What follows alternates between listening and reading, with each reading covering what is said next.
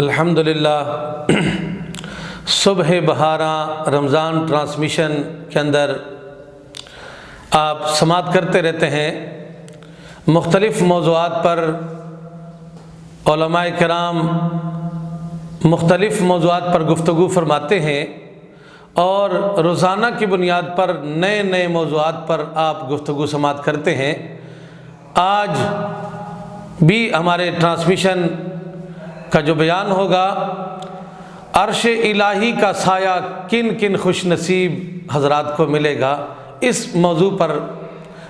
قبلہ علامہ صاحب گفتگو فرمائیں گے۔ تو آج ٹرانسمیشن کا آغاز باقاعدہ تلاوت کلام پاک سے کرتے ہیں، پھر قبلہ علامہ صاحب کی بارگاہ میں چلیں گے۔ اعوذ باللہ من الشیطان الرجیم،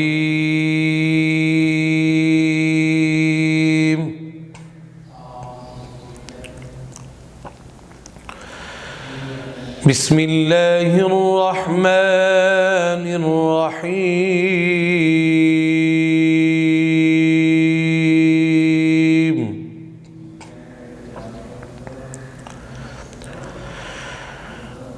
وَلَقَدْ كَتَبْنَا فِي الزَّبُورِ مِن بَعْدِ الذِّكْرِ أَنَّ الْأَرْضَ يَرِثُهَا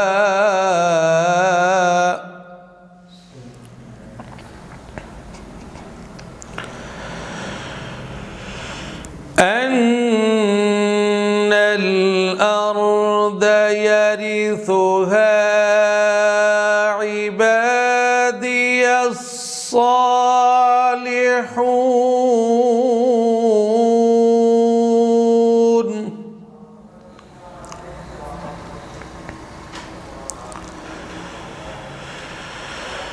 إِنَّ فِي هَذَا لَبَلَاغًا لِقَوْمِ الْعَابِدِينَ۔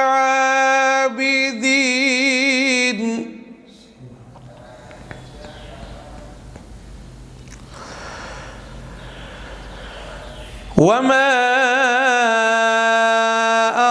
أَرْسَلْنَاكَ إِلَّا رَحْمَةً لِلْعَالَمِينَ۔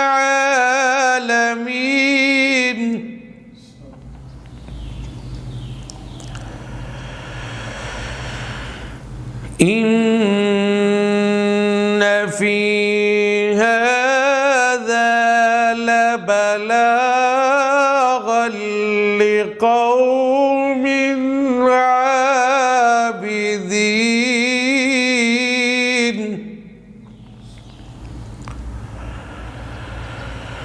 وَمَا أَرْسَلْنَاكَ إِلَّا رَحْمَةً لِلْعَالَمِينَ۔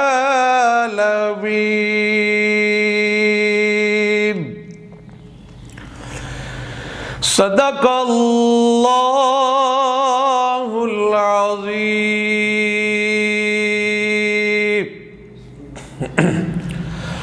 آج ہمارے ٹرانسمیشن میں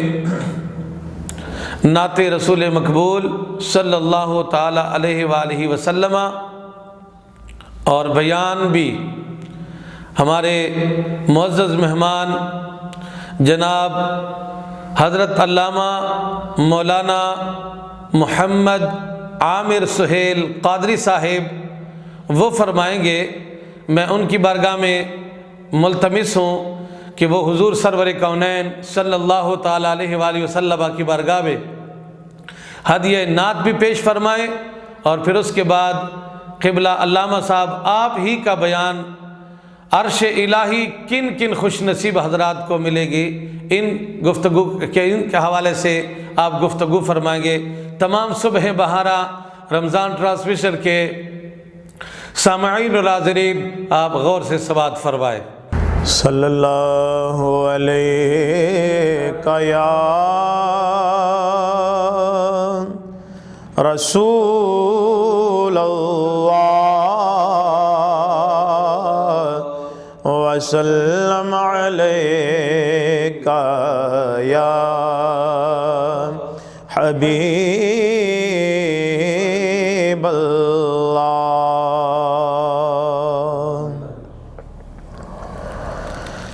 جس پاسے بھی ٹر جاواں سرکار نظر رکھ دے جس پاسے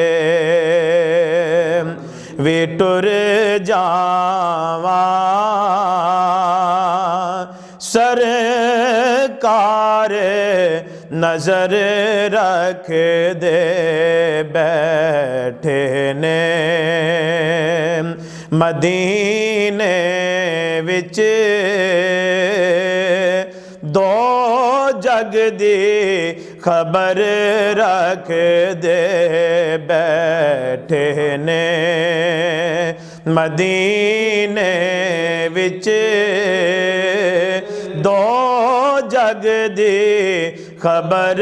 رکھ دے ہر شے جو کرے صدقے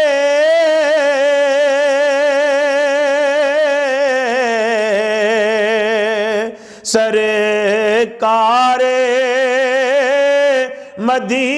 مدینہ تو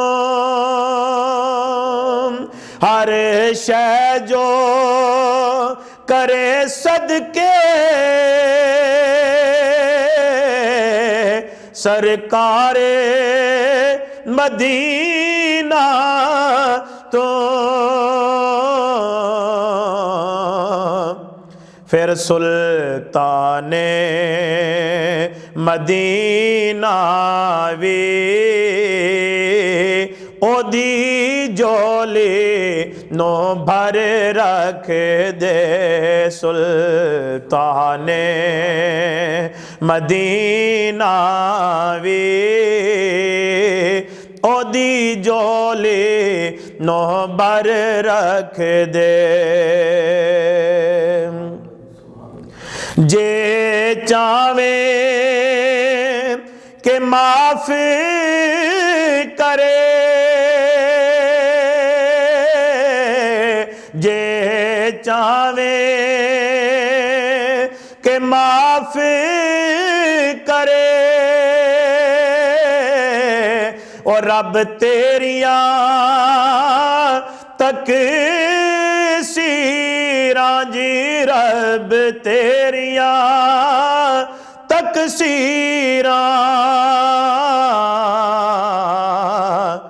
جا سرور عالم دے دروازے تے سر رکھ دے جا سرور عالم دے دروازے تے سر رکھ دے اور اے اس نے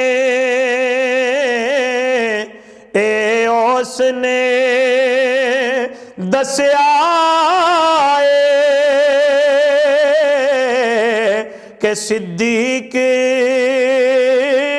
ہے نا جس دا جی صدیق ہے نا جس دا کہ جڑے یار تو وک جان دے جڑے یار تو وک جان دے کوئی شے وی نہ گھر رکھ دے جڑے یار تو وک جان دے کوئی شے وی نہ گھر رکھ دے اور جنہ شیراں چ آ جاوے نا سرورے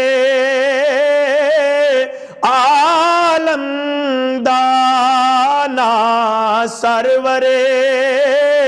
عالم دا تک آئے نیازی میں او شیر اثر رکھ دے تک آئے نیازی میں او شیر اثر رکھ دے. اما بعد فاعوذ باللہ من الشیطان الرجیم بسم اللہ الرحمن الرحیم. صبح بہاراں رمضان ٹرانسمیشن انجمن غلامان مصطفیٰ انٹرنیشنل کے پلیٹ فارم سے جناب حضرت علامہ مولانا عصمت اللہ قادری صاحب آپ کے ساتھ میں ایک مرتبہ پھر آپ ناظرین کے سامنے پیش خدمت ہوں. آج انشاءاللہ بہت ہی پیارے اور ایمان افروز موضوع پر آپ حضرات کے سامنے میں لب کشائی کا شرف حاصل کر رہا ہوں. یہ سب جانتے ہیں اور ہر مومن کا ایمان ہے کہ ایک دن آنے والا ہے کہ ہر چیز فنا ہو جائے گی، تباہ ہو جائے گی، پھر اس کے بعد دوبارہ مخلوق کو اٹھایا جائے گا اور حشر کا میدان برپا ہوگا. اور اللہ رب العزت نے قرآن پاک میں یہ ارشاد فرمایا یوم یقوم الناس لرب العالمین، وہ دن کہ جس دن تمام لوگ رب العالمین کے سامنے، عالمین کے رب کے سامنے کھڑے ہوں گے. اور وہ دن بڑا سخت دن ہوگا.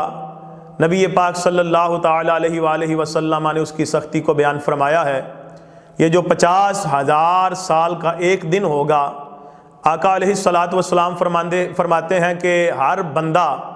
جتنے بھی لوگ ہوں گے ان میں سے ہر کوئی اپنے گناہوں کے مطابق، جتنے اس کے جس طرح کے گناہ ہوں گے، ہر کوئی اپنے پسینے میں ڈوبا ہوا ہوگا. کوئی اپنے ٹخنوں تک، کوئی اپنے گھٹنوں تک، کوئی کمر تک، اور آقا علیہ السلام نے فرمایا کچھ کے کانوں تک اس کا پسینہ ہوگا اور وہ اسی میں غوطے کھا رہا ہوگا. تو بہت سخت دن ہوگا. سورج 1.25 نیزے کی بلندی پر ہوگا یا 1.25 میل کی بلندی پر ہوگا، اور زمین تانبے کی طرح تپ رہی ہوگی. اتنا سخت دن، ہر کسی کی زبان پیاس کی وجہ سے باہر آ رہی ہوگی، اور ہر بندہ کوئی سہارا، کوئی آسرا، کوئی سایہ تلاش کر رہا ہوگا. تو ایسے میں کچھ خوش نصیب ایسے لوگ ہوں گے کہ جن کو اللہ رب العزت اپنے عرش کا سایہ عطا فرمائے گا، اور وہ ایسے قابل قدر اللہ تعالیٰ کے لوگ ہوں گے کہ ان کو باقاعدہ مسندیں سجا کر، نور کے ممبر لگا کر اللہ تبارک و تعالیٰ اپنے عرش کے نیچے ان کو نور کے ممبروں پر بٹھائے گا. نبی پاک صلی اللہ تعالیٰ علیہ وآلہ وسلم نے اس کی تفصیل بتائی. انشاءاللہ آپ سنیں گے، یقیناً ایمان کو تازگی نصیب ہوگی. اور پھر ہم یہ اس ماہ مبارک کا صدقہ ہم یہ دعا بھی کریں گے کہ اللہ تعالیٰ ہمیں اس ماہ مبارک کا صدقہ ایسا بننے کی توفیق عطا فرمائے کہ کل کو ہم بھی ان لوگوں میں شامل ہو جائیں کہ جن کو اللہ تعالیٰ اپنے عرش کا سایہ عطا کرے گا. یقیناً وہاں پر ہر بندہ پریشان ہوگا. تو آقا علیہ الصلاۃ والسلام نے فرمایا، حضرت ابو ہریرہ رضی اللہ تعالیٰ عنہ اس حدیث پاک کے راوی ہیں اور بخاری شریف میں یہ حدیث پاک موجود ہے. آقا دو عالم صلی اللہ تعالیٰ علیہ وآلہ وسلم نے ارشاد فرمایا 7 آدمی ایسے ہوں گے، 7 قسم کے لوگ ایسے ہوں گے کہ ان کو اللہ تعالیٰ اپنے عرش کا سایہ عطا فرمائے گا. سب سے پہلے نمبر پر آقا علیہ الصلاۃ والسلام نے فرمایا کہ جس کو اللہ تعالیٰ اپنے عرش کا سایہ نصیب کرے گا وہ ہوگا انصاف کرنے والا حکمران. اور اس ماہ مبارک کا صدقہ ہم یہ بھی دعا کرتے ہیں کہ اللہ تعالیٰ ہمیں ایسا حکمران عطا کرے کہ جو سیدنا عمر فاروق اعظم رضی اللہ تعالیٰ عنہ آپ کے قدموں پر چلنے والا ہو. تو فرمایا کہ انصاف کرنے والا جو حکمران ہے اس کو سب سے پہلے نمبر پر اللہ تعالیٰ اپنے عرش کا سایہ نصیب کرے گا. جی تو کتنی اس میں شان ہوگی، کتنی عظمت ہوگی. اور میں یہ کہا کرتا ہوں کہ آج ہم اگر کسی افسر کے پاس جائیں نا، کسی بڑے عہدے دار کے پاس جائیں اور وہ باقاعدہ ہمیں عزت کے ساتھ اپنے ساتھ کرسی پہ بٹھائے اور بڑی عزت کے ساتھ نوازے اور ہمارے لیے اعلیٰ مسند لگائے، ہم اس پر جب بیٹھیں گے تو دیکھنے والوں میں ٹھاٹھ بن جائے گی، اور وہ کہتے ہیں نا بلے بلے بن جائے گی، کمال ہو جائے گا کہ فلاں بندے کو فلاں نے، فلاں افسر نے، فلاں عہدیدار نے، فلاں وزیر نے اپنے ساتھ جناب مسند لگا کر اس پر عزت کے ساتھ بٹھایا، اتنی عزت دی۔ تو جن لوگوں کو اللہ تعالیٰ اپنے عرش کے نیچے نور کے ممبروں پر بٹھائے گا، کمال ہو جائے گی، پھر اللہ تبارک و تعالیٰ کی مخلوق کی نظر میں ان کی کتنی عزت بن جائے گی۔ تو اس لیے ایسے اعمال کریں کہ جس سے اللہ کی بارگاہ میں ہماری عزت بڑھے۔ تو سب سے پہلے نمبر پر جس کو یہ VIP پروٹوکول قیامت کے دن محشر کے میدان میں اللہ تعالیٰ عطا کرے گا کہ اس کو اپنے عرش کے سائے کے نیچے اللہ تعالیٰ جگہ عطا فرمائے گا، وہ ہوگا عادل حکمران، جو عدل و انصاف کا معاشرہ قائم کرنے والا ہے، مخلوق میں عدل و انصاف کا معاملہ کرنے والا ہے۔ سب سے پہلے وہ اللہ کے عرش کا سایہ پائے گا۔ پھر آقا علیہ الصلوۃ والسلام نے فرمایا دوسرے نمبر پر وہ شخص، وہ نوجوان کہ جس نے اپنی جوانی اللہ کی عبادت میں گزاری، اللہ اکبر کبیرہ، نوجوان ہو، جوانی ہو، جسم میں طاقت بھی ہو، شباب ہو، اور ہر طرح کا جناب علی معاملہ کرنے میں وہ اللہ تعالیٰ نے اس کو قدرت دے رکھی ہو، لیکن اس کے باوجود وہ کسی غلط طرف نہ جائے، کسی غلط سائڈ پہ نہ جائے، کسی غلط سمت پہ نہ جائے، اور اللہ تبارک و تعالیٰ کی عبادت میں اپنی جوانی کو صرف کرے، گزارے، تو ایسا خوش نصیب نوجوان، اس نوجوان کو اللہ تعالیٰ دوسرے نمبر پر اپنے عرش کا سایہ نصیب فرمائے گا۔ اللہ تعالیٰ تمام نوجوانوں کو اپنی زندگیاں اسی طرح پاک دامنی کے ساتھ اور عزت کے ساتھ دین پر عمل کرتے ہوئے گزارنے کی توفیق عطا فرمائے۔ تو یہ دوسرا بندہ کہ جس کو عرش عظیم کا سایہ قیامت والے دن اللہ عطا فرمائے گا۔ پھر تیسرے نمبر پر وہ شخص کہ جس شخص کا دل آقا علیہ السلام نے فرمایا کہ مسجد کے ساتھ لگا رہتا ہے، اور لوگ یہ سمجھتے ہیں کہ جو بندہ مسجد کے ساتھ ہر وقت جڑا رہتا ہے، مسجد میں بیٹھا رہتا ہے، مسجد میں اس کا آنا جانا ہے، ہم نے چونکہ ہمارا یہ شعبہ ہے، ہم دیکھتے ہیں، لوگوں کی باتیں سنتے ہیں، وہ سمجھتے ہیں کہ یہ فارغ بندہ ہے، اس کو شاید کام کوئی نہیں ہے، اور یہ ایک فارغ کام ہے کہ مسجد میں بیٹھے رہنا، ذکر کرتے رہنا، عبادت کرتے رہنا، مسجد کے ساتھ دل لگائے رکھنا۔ یاد رکھیے تیسرے نمبر پر جس بندے کو بروز محشر اللہ تعالیٰ کے عرش کا سایہ نصیب ہوگا، وہ خوش نصیب ہوگا کہ جو اپنا دل مسجد کے ساتھ لگائے رکھتا ہے، چاہے وہ، میں یہ کہا کرتا ہوں کہ بھینسوں کو چارہ ڈال رہا ہے، اپنی دکان پہ ہے، کسی بھی کام میں ہے، لیکن اس کا دل پیچھے مسجد کے ساتھ لگا ہے کہ کب نماز کا وقت ہوگا اور پھر میں دوبارہ جا کے مسجد میں اللہ کی عبادت کروں گا، اللہ کا ذکر کروں گا۔ اور نبی پاک صلی اللہ علیہ وسلم کی ایک حدیث پاک میں یہاں لازمی بیان کروں گا کہ آقا علیہ السلام نے فرمایا جس بندے کو تم دیکھو کہ اس کا دل مسجد کے ساتھ لگا رہتا ہے، آقا علیہ السلام نے فرمایا اس کے ایمان کے گواہ بن جاؤ، اس کے ایمان کے گواہ بن جاؤ، اس کے ایمان کے گواہ بن جاؤ کہ جس کا دل مسجد کے ساتھ لگا رہتا ہے۔ تو جس کا دل مسجد کے ساتھ لگا رہے، ایک تو اس کے ایمان کی گواہی ہو گئی، اور دوسرا اس خوش نصیب کو تیسرے نمبر پر بروز محشر اللہ تعالیٰ اپنے عرش کا سایہ عطا فرمائے گا۔ اور پھر اس کے بعد چوتھے نمبر پر دو ایسے بندے کہ جو اللہ تعالیٰ کے لیے ہی آپس میں محبت کرتے ہیں۔ میں علامہ صاحب سے محبت کرتا ہوں، دین کے عالم ہیں، باعمل ہیں، اور جناب علی نبی پاک صلی اللہ علیہ وسلم کے ساتھ محبت کرنے والے ہیں، لوگوں کو امر بالمعروف نہی عن المنکر کا درس دینے والے ہیں، اور دین کا کام کرنے والے ہیں، اللہ سے محبت کرتے ہیں، اللہ کے رسول سے محبت کرتے ہیں، اور یہ ان کا عمل دیکھ کے تو میں کسی سے بھی علامہ صاحب سے محبت کرتا ہوں، کسی بھی اللہ والے سے محبت کرتا ہوں کہ یہ اللہ سے محبت کرتا ہے، یہ اللہ کے دین کا کام کر رہا ہے، تو یہ اللہ کے لیے محبت ہے۔ تو یہ جو اللہ کے لیے آپس میں محبت رکھنا ہے نا، کوئی رشتہ داری نہیں، کوئی کاروباری معاملات نہیں، کوئی دنیا داری نہیں ہے، بس یہ دیکھا کہ یہ اللہ تعالیٰ کے ساتھ محبت کرتا ہے، اللہ کے احکامات کو پورا کرتا ہے، دین کے احکامات کو پورا کرتا ہے، یہ دیکھا، اور بس اسی عمل کو دیکھ کے جو دوسرے دوست کے ساتھ محبت کرے گا، ایسے دونوں خوش نصیبوں کو جس سے محبت کی جا رہی ہے اور جو محبت کرنے والا ہے، دونوں کو اللہ تعالیٰ قیامت کے دن اپنے عرش کا سایہ عطا فرمائے گا۔ اللہ ہمیں ایسی محبتیں عطا کرے۔ ہماری تو محبتیں بھی آج خود غرضی والی ہو گئیں کہ ہم رشتہ داری دیکھ کے محبت کرتے ہیں یا کاروبار دیکھ کے محبت کرتے ہیں، لیکن یاد رکھیے کہ اللہ کے لیے محبت جو کی جاتی ہے نا، وہ یہی ہوتی ہے کہ اللہ کا فرما بردار دیکھا، اللہ کے احکامات کو پورا کرتے دیکھا تو بس محبت ہو گئی کہ یہ اللہ کا بندہ ہے تو میں بھی اس سے کیوں نہ محبت کروں، میں بھی تو اللہ سے محبت کرتا ہوں۔ تو یہ جو محبت ہے یہ کل قیامت والے دن بندے کی بخشش کی سند بن جائے گی۔ تو چوتھے نمبر پر یہ دو خوش نصیب بندے کہ جو اللہ کے لیے محبت کرتے ہیں، ان دونوں کو اللہ تعالیٰ اپنے عرش کا سایہ عطا فرمائے گا۔ اور پانچویں نمبر پر آقا علیہ الصلوۃ والسلام نے فرمایا کہ جس بندے کو کوئی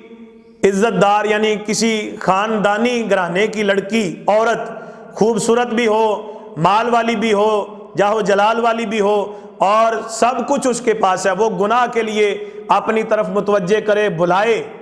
تو آقا علیہ السلام نے فرمایا کہ یہ آگے سے کہے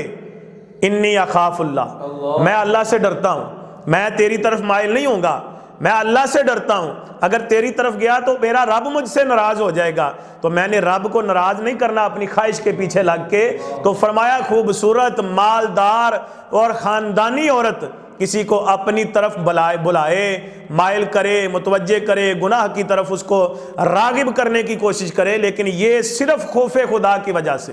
اور کوئی معاملہ نہیں، صرف خوف خدا کی وجہ سے رکا رہے اور بولے کہ نہیں میں تیری طرف نہیں آؤں گا، میرا رب مجھ سے ناراض ہو جائے گا، تو فرمایا کہ اس بندے کو بھی اللہ اکبر کبیرہ، اس بندے کو بھی اللہ تعالیٰ اپنے عرش کا سایہ عطا فرمائے گا۔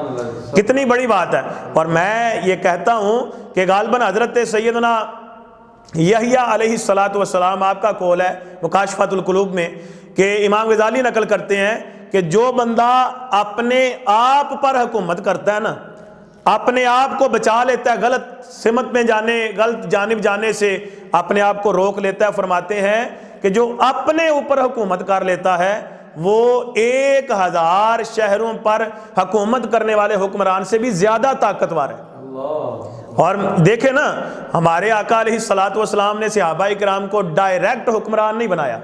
پہلے ان کو سکھایا کہ خود پر کیسے حکومت کرنی ہے۔ تو جس کو خود پر حکومت کرنی آ جاتی ہے نا، وہ پوری دنیا پر حکومت بھی اگر کرے گا تو عدل و انصاف کا معاملہ کرے گا۔ تو فرمایا کہ ایسا نوجوان جس کو خوبصورت، مالدار اور خاندان والی عورت اپنی طرف بلائے، وہ اللہ کے خوف کی وجہ سے رک جائے، اس کے قریب بھی نہ جائے، تو آقا علیہ السلام نے فرمایا اس خوش نصیب کو بھی اللہ تعالیٰ بروز محشر اپنے عرش کا سایہ عطا فرمائے گا۔ پھر چھٹے نمبر پر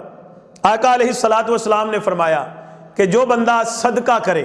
صدقہ تو ہر بندہ کرتا ہے، لیکن یہ بندہ کہ جو صدقہ کرے، دائیں ہاتھ سے صدقہ کرے، بائیں کو نہ پتہ چلے، ایسے چھپ کر، چھپا کر صدقہ کرے، نمائش نہ کرے اپنے صدقے کی، اگر کسی کی مدد کرتا ہے تو نمائش نہ کرے۔ رمضان شریف کا مہینہ ہے اور اس مہینے میں بہت سی لوگ ایسے آپ کو ملتے ہیں کہ جو تصویریں بنواتے ہیں، غرباء کی مدد تو کرتے ہیں لیکن تصاویر بنوا کر اور جناب علی ویڈیوز بنوا کر غریب کو ساتھ ذلیل بھی کرتے ہیں۔ تو ایسا صدقہ کہ جس سے غریب الٹی مشکل میں پڑ جائے، لوگوں کی نظروں میں اس کی عزت جو ہے وہ ختم ہو جائے، ایسے صدقے کی بات نہیں۔ ایسا صدقہ آقا علیہ السلام نے فرمایا کہ اگر دائیں ہاتھ سے صدقہ کرتا ہے، بائیں کو پتہ نہیں چلتا، چھپا کر صرف اللہ کی رضا کے لیے اللہ کی مخلوق کی خدمت کرے گا، تو میرے آقا علیہ السلام نے فرمایا کہ اس بندے کو بھی اللہ تعالیٰ قیامت والے دن اپنے عرش کا سایہ عطا فرمائے گا۔ پھر آخری 7ویں نمبر پر آقا علیہ الصلوۃ والسلام نے یہ ارشاد فرمایا کہ وہ بندہ کہ جو تنہائی میں بیٹھا ہے، تنہائی میں بیٹھا ہے اور تنہائی میں بیٹھ کر اللہ کو یاد کیا اور اللہ کا ذکر کرتے ہوئے اس کی آنکھوں میں آنسو آ گئے، آنکھوں میں آنسو آ گئے، تو آقا علیہ السلام نے فرمایا کہ اس بندے کو بھی اللہ تعالیٰ اپنے عرش کا سایہ عطا کرے گا۔ اور بہت سارے لوگ ہیں جس طرح کہ آقا علیہ السلام نے فرمایا کہ جو کسی تنگ دست کو مہلت دیتا ہے، کسی سے قرض لینا ہے، کوئی تنگ دست ہے، اس کے پاس ابھی گنجائش نہیں بن رہی، تو یہ اللہ کی رضا کے لیے، اللہ کی خوشنودی کے لیے اس تنگ دست کو اگر مہلت دے کہ بھائی ٹھیک ہے جب تیرے پاس ہوگا تو دے دینا، تو آقا علیہ السلام نے فرمایا اس مہلت دینے والے کو بھی اللہ تبارک و تعالیٰ قیامت والے دن اپنے عرش کا سایہ عطا کرے گا۔ کتنی بڑی بات ہے۔ اور ایک روایت میں یہ بھی آتا ہے، صحیح ستہ کی حدیث پاک ہے کہ ایک بندہ وہ فوت ہو گیا، اس کے پاس فرشتے آئے، انہوں نے کہا تیری کوئی نیکی ہے جو تجھے یاد ہے کہ جو تو نے کی ہو اللہ کی مخلوق کے ساتھ؟ اس نے کہا جی مجھے کوئی نیکی یاد نہیں۔ پھر پوچھا بتاؤ یاد کر، ہو سکتا ہے تجھے تیری کوئی نیکی یاد آ جائے؟ تو اس نے کہا جی نہیں مجھے تو کوئی نیکی یاد نہیں آ رہی، ہاں ایک عمل ہے کہ میں لوگوں کو قرض دیا کرتا تھا، اور جب ان سے قرض کی مدت جب پوری ہو جاتی تو میرے خادم تھے وہ میں ان کو بھیجتا کہ جاؤ بندے سے قرض لے آؤ، میں ان کو کہہ کے بھیجتا تھا کہ اس بندے سے جو مقروض ہے اگر اس کے پاس گنجائش ہوئی تو اس سے لے آنا، اور اگر نہ گنجائش ہوئی تو پھر اس کو کہنا کہ ٹھیک ہے مہلت ہے، جب تیرے پاس ہوگا تو واپس کر دینا، جب ہوگا واپس